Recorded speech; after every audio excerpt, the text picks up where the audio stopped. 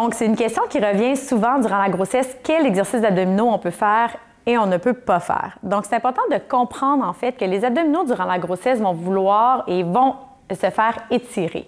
C'est correct en fait parce que c'est vraiment physiologique. On va sécréter des hormones qui permettent au tissu d'être plus lousse qu'à l'habitude, si j'utilise un mot lousse. Donc, ils vont pouvoir s'étirer. Par contre, ces muscles-là, il faut qu'on leur permette de s'étirer.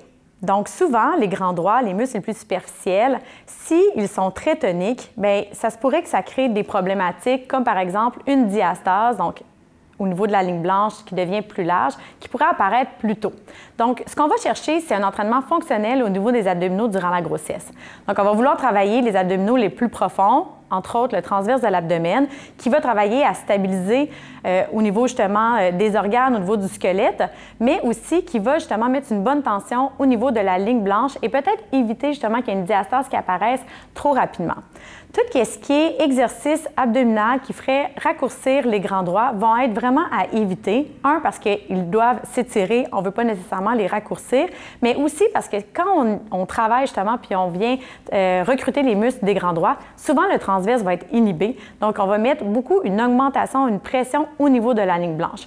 Donc, travailler uniquement les grands droits durant la grossesse, finalement, ça pourrait faire augmenter la pression intra-abdominale et mettre beaucoup plus de pression au niveau du plancher pelvien et au niveau d'une autre faiblesse qui est la ligne blanche, la diastase.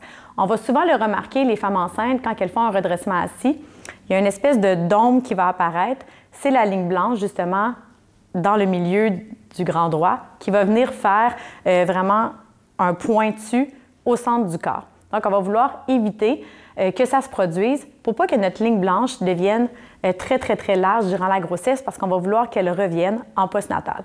Si vous êtes intéressé à en savoir davantage sur la diastase, vous pouvez prendre mon forfait vidéo où je vais en parler pendant une capsule complète.